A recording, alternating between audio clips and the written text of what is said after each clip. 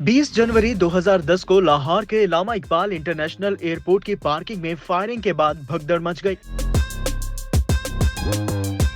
दहशतगर्दी के पै दर पै वाकयात से परेशान लाहौर के शहरियों को लगा कि शायद इस बार दहशतगर्दों का निशाना लाहौर एयरपोर्ट है, लेकिन कुछ देर बाद पता चला कि ये दहशतगर्दी की कार्रवाई नहीं बल्कि लाहौर में गैंग वार का शाखसाना है और निशाना बनने वाले शख्स का नाम आरिफ अमीर उर्फ टीपू ट्रकावाला था। जख्मों से चूर टीपू ट्रकावाला को लाहौर के मेयो अस्पताल मुंतकिल किया गया, जहाँ वो 2 रोज बाद जान की बाजी हार गया। टीपू ट्रकावाला के वालिद बिल्ला ट्रकावाला 1994 में इसी गैंग वार की भेंट चढ़ गए थे और अब इस वाक़े के लगभग 32 बरस बाद बिल्ला ट्रकावाला का पोता अमीर बालाज टीपू भी दुश्मनी की नजर हो गया। इतवार की शब लाहौर की एक निजी हाउसिंग सोसाइटी में शादी की तकरीब में शिरकत के लिए आए हुए अमीर बालाज टीपू को एक हमला आवर ने फायरिंग करके कत्ल कर दिया।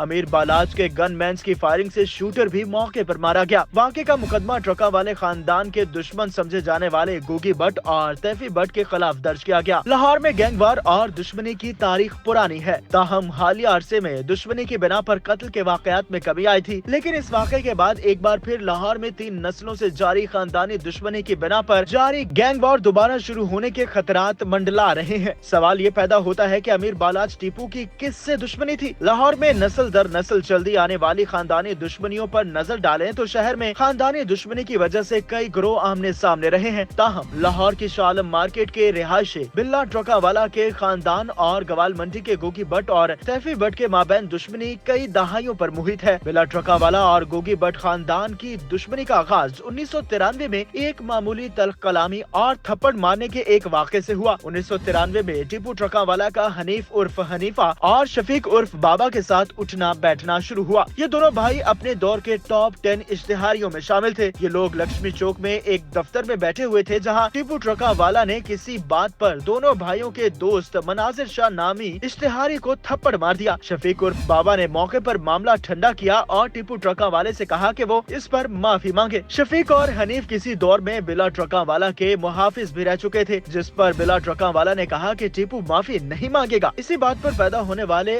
अनाद के बाद शफीक और हनीफ ने बिला ट्रकावाला को कत्ल करने की ठान ली थी, जिसके बाद उन्होंने 1994 में अपने मंसूबे पर अमल किया। मनाजिर शाह पर बिला ट्रकावाले को कत्ल करने का इल्जाम लगा, ताहम टीपू ट्रकावाला ने इसका जिम्मेदार गोगी और तैफी भट्ट को ठहराया। इस वाक़े के बाद दोनों खानदानों में दुश्मनी इस नहज पर पहुंच गई कि दोनों खानदानों ने अपने बच्चों को बैरून मुल्क मुंतकिल किया और अमीर बालाज टीपू भी 2010 में वालिद के कत्ल के बाद ही पाकिस्तान वापस आया था। बालाज टीपू ने अपने तौर पर नस्ल दर नस्ल चलती आ रही इस दुश्मनी को खत्म करने की कोशिश भी की, लेकिन वो कामयाब ना हो सका और आखिर इसी दुश्मनी की भेंट चढ़ गया।